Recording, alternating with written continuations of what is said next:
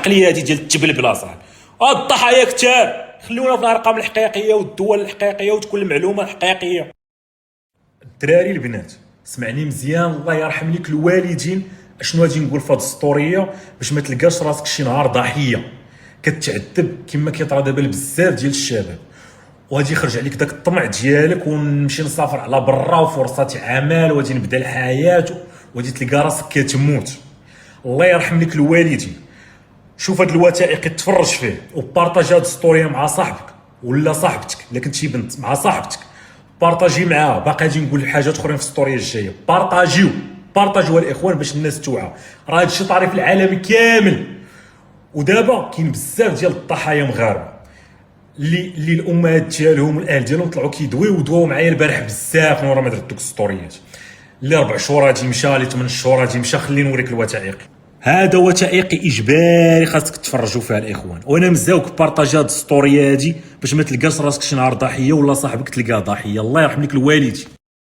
دخل اخويا اليوتيوب، دخل اختي اليوتيوب وتفرجي. انا ما كرهتش دوز هاد الوثائق هذا 3 المرات في النهار، ووثائقيات اخرين اللي كيوريو هذا الفخ هذا اللي هو قديم اللي الناس يدوا عليه 3 سنين هادي، عامين هادي، عام هادي. راه الاخوان راه داكشي اللي كيطرا دابا راه بزاف. اليوم كنت في السفاره المغربيه هنايا في بانكوك، دابا رجعت للدار بوكيت. كنت في بانكوك وراه الناس راه خدامه، راه السفاره خدامه، راه الناس دايرين اللي بجهدهم، اللي في المغرب واللي برا المغرب واللي هنا، راه الناس خدامه فوق بجهدها، راه الناس ما ناعساش. جوج هي قالوا لي راه الله البارح واحد نجا من الموت، جا عندنا قال لنا واحد الشركه كذا كذا كذا، قلنا لها رب راك غادي للموت برجلك.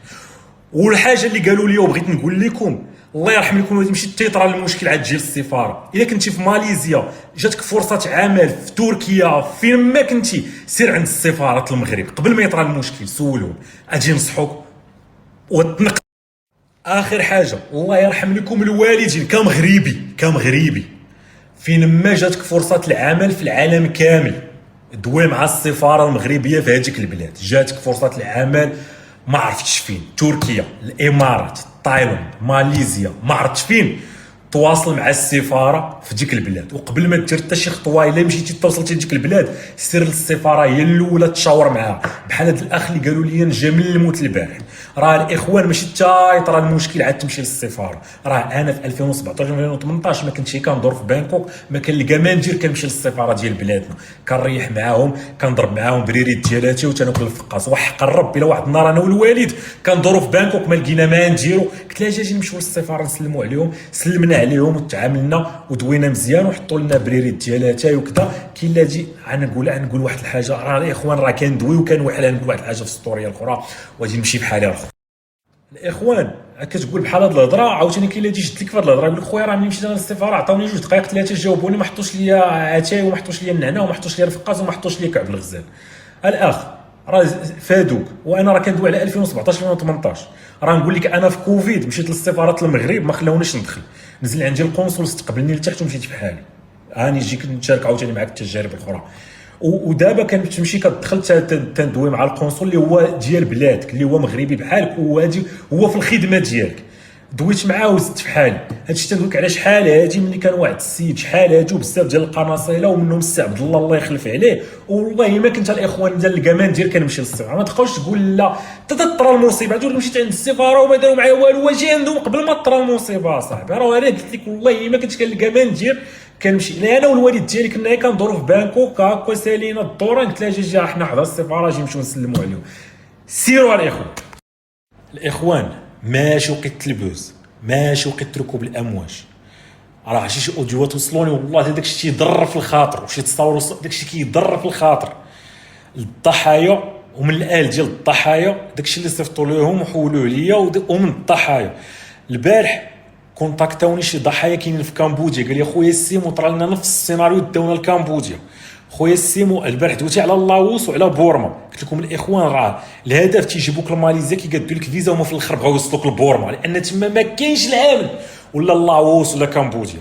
اما التايلاند امنه ولكن كيديروها طريق، فين تيجيبوك الاول لماليزيا تيزوروا لك وراق، هادشي اللي قالوا الشباب بزاف، تيقادوا لك فيزا باش يطلعوك للتايلاند، باش الهدف هو انت في الاخر خاص يدخلوك تما لبورما ولا يدخلوك للاوس ولا يدخلوك لكامبوديا.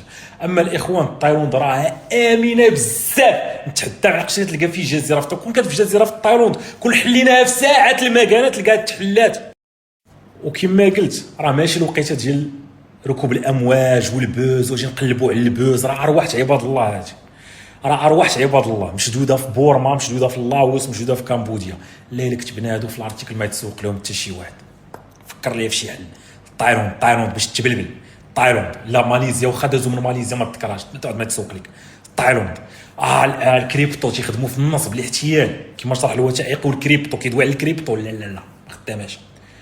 تجاره الكترونيه، التجاره الالكترونيه والتايلاند اللي تجي مزيانه. شحال عدد الضحايا هادو؟ 10,000.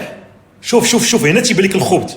10,000 اكثر من 10,000. لا ما مسلكاش، لا خصنا نديرو شي رقم زوين، شي رقم زوين. 150. لا تجي بحال السيمولاف تيقول 100، نديرو حنا 154 باش تجي شويه باش تبلبل. شفت العقليه هذه ديال التبلبل اصاحبي؟ الضحايا كثار، خلونا في الارقام الحقيقيه والدول الحقيقيه وتكون المعلومه الحقيقيه.